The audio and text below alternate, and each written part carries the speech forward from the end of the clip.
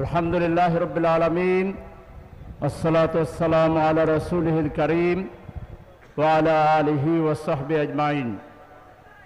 ঐতিহাসিক সিলেট আলিয়া মাদ্রাসা ময়দানে 11 দলীয় ঐক্যের পক্ষ থেকে আজকে বিভাগীয় সমাবেশের সর্বশেষ সমাবেশে উপস্থিত সম্মানিত জাতীয় এবং স্থানীয় নেতৃবৃন্দ, সাংবাদিক বন্ধুগণ, প্রিয় সংগ্রামী সিলেটবাসী, জুলাই আমাদের জাতীয় জীবন তথা এই অঞ্চলের রাজনৈতিক সামাজিক আন্দোলনের ইতিহাসে এক অভিনব, এক অভূতপূর্ব, অবিস্মরণীয় আন্দোলনের নাম ছিল। যে আন্দোলনে কুলের শিশু থেকে 100 বছরের বৃদ্ধরা পর্যন্ত নিজেদের সম্মান মর্যাদা রক্ষা, স্বাধীনতা সার্বভৌমত্বকে অটুট রাখা, আধিপত্যবাদের হাত থেকে বাংলাদেশকে রক্ষা করে বাংলাদেশে ইনসাফের রাষ্ট্র প্রতিষ্ঠার জন্য একযোগে শিশু, কিশোর, তরুণ, যুবক, আবাল, বৃদ্ধ, বনিতা এরকম একযোগে আন্দোলনে নামার ইতিহাস পৃথিবীর ইতিহাসে বিরল ঘটনা। এই আন্দোলন যারা করেছিলেন তাদের সকলের একটাই দাবি ছিল মূল, সেটি ছিল ওয়ান জাস্টিস। আমরা আমাদের সমাজের সর্বস্তরে ন্যায় প্রতিষ্ঠা করতে চেয়েছিলাম, ইনসাফ প্রতিষ্ঠা করতে চেয়েছিলাম। কিন্তু এই আন্দোলনের সবচেয়ে বড় বেনিফিশিয়ারি আজকের ক্ষমতাসীন দল। এই আন্দোলনে সবচেয়ে বড় বেনিফিট পাওয়ার পর পৃথিবীর ইতিহাসে সবচাইতে বড় একটি অকৃতজ্ঞ দলে পরিণত হতে যাচ্ছে। পৃথিবীর ইতিহাসে তারা একটি গাদ্দার রাজনৈতিক দল হিসাবে হয়তোবা স্বীকৃতি পাবে, তারা হয়তোবা একদিন আফসোস পার্টির স্বীকৃতি পাবে। বাংলাদেশের ইতিহাসে এত বড় ঐক্য জাতীয় জীবনে আমরা আর দেখি নাই।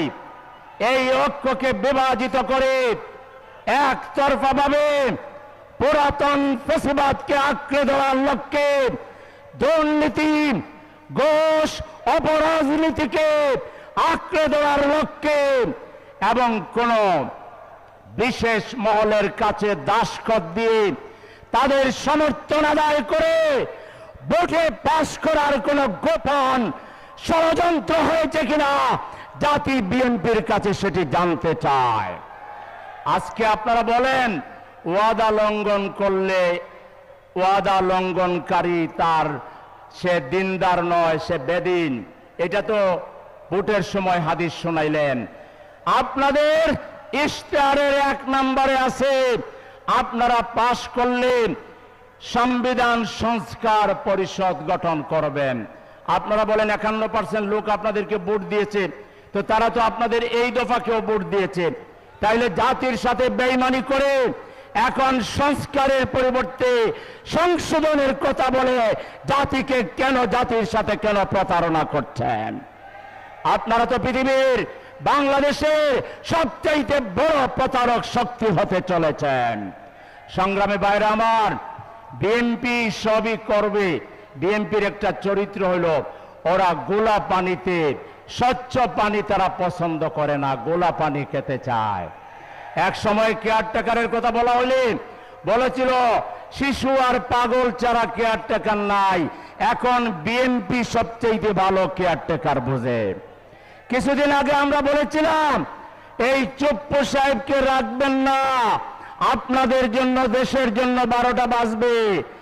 হাসি হাসি বলেছিল সাংবিধানিক সংকট হবে। এখন ঠিকই চুপ্পু সাহেব যখন টুটি চেপে ধরার পর্যায়ে চলে গেছে, তখন আবার গোলা পানিতে মাছ শিকার। এখন চুপ্পু সাহেবকে বিদায় দিয়েছে। আপনারা জুলাই মানবেন ডাক্তার শফিকুর রহমান সাহেবের নেতৃত্বে 11 দলীয় ঐক্যজোট আরেকটা জুলাইয়ের ঘোষণা যেদিন দেবেন সেদিন পায়ে ধরে জুলাই আপনারা মানবেন।